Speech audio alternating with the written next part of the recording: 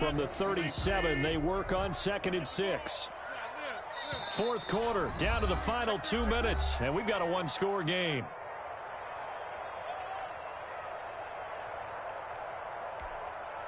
So it's Jets football as we get you reset here. And let's see what they've come up with offensively after having time to talk it over. To throw on 2nd and 6, Rodgers. And he'll get this back to the 32-yard line.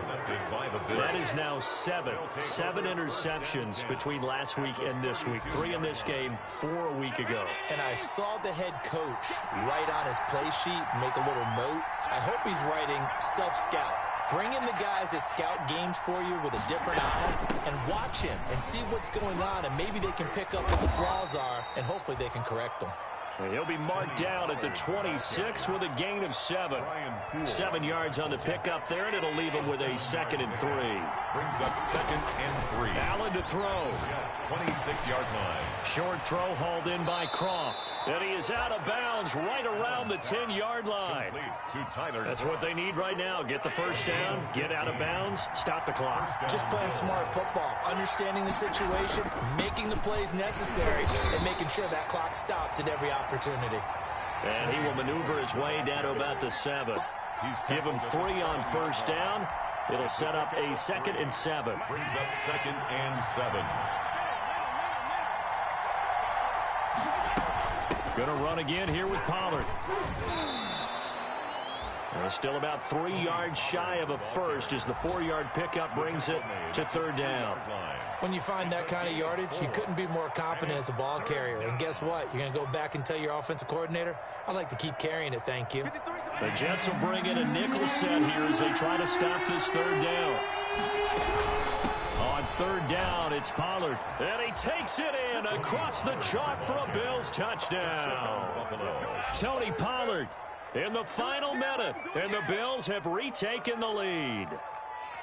Wow, I know it's a never-say-never situation, but to me, that looks like that's the one that's going to finish them off. The score that puts them in front here late, but not. You got to rally your kick team, don't you, and say the last thing we need is a big return. And what happens is guys get overeager, get out of their lane because they're so excited they want to make the last tackle. You mess up, could come back at you a long way. Flush to his right, and no, incomplete. They can't convert. So they tried to bump the lead up to a field goal. Instead, it stays at 1 here in the 4th. The kickoff team on the field now as they will send this one away. And they will not get a chance to return this one as it's through the end zone for a touchback.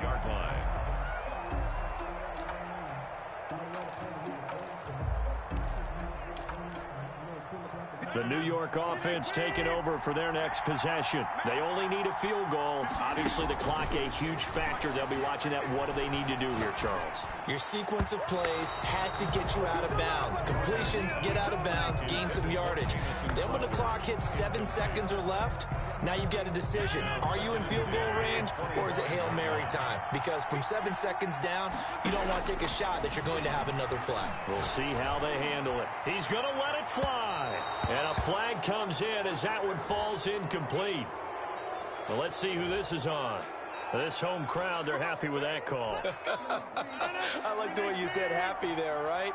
The so-called good guys didn't get a call. They feel like it's been that way all afternoon. You feeling their pain? They finally got one. Yes, they did. Meanwhile, they take a shot to start the drive, but this is going to wind up incomplete. He was trying to get it to Denzel Mims that time, but it'll be 2nd down. From the 34, they'll come to the line on 2nd and 10. They'll run here with Edwards-Helaire. They do get a yard there, but only a yard. Leaves them with 3rd and 9 looming.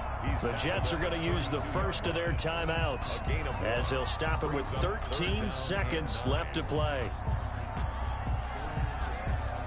They need to get this to the 24 on 3rd down.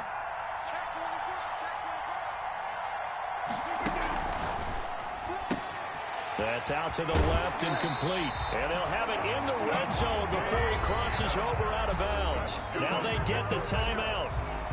It leads you to wonder, will they kick it here or risk running another play and possibly not getting down in time? We'll see.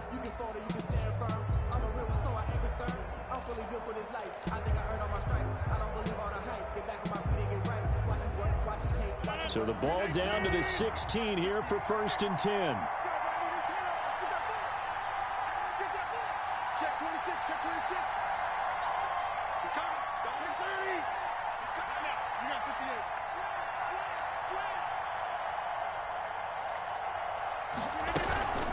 Now a carry for Edwards-Helaire. And maybe a measure of revenge there. He's had his way in this one, but this time they get him behind the line. A.J. Epinesa. It's a loss of a yard. Brings up 2nd and 11 at the 17-yard line.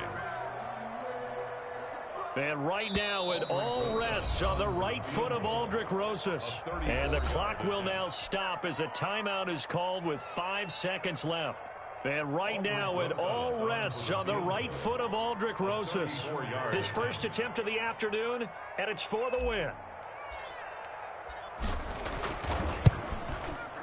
And his kick is indeed good. And it's celebration time on that sideline as they have taken the lead in the final seconds.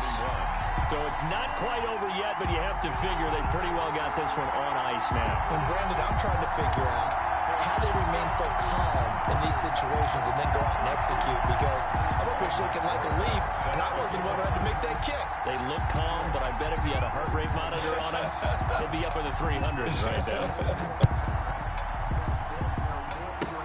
An incredibly short kick fielded way up there.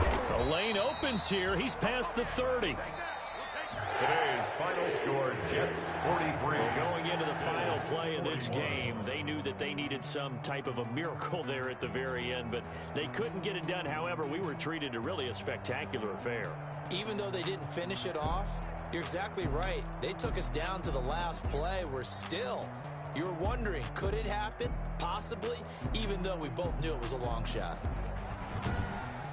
So for the Jets, they fall a game under 500 now at 3 up and 4 down. And they will hit the road next week to take on the Kansas City Chiefs. Meanwhile, for the Bills, they fall a game under the 500 mark at 3 and 4 through 7 games. And they'll try again next week at home against New England.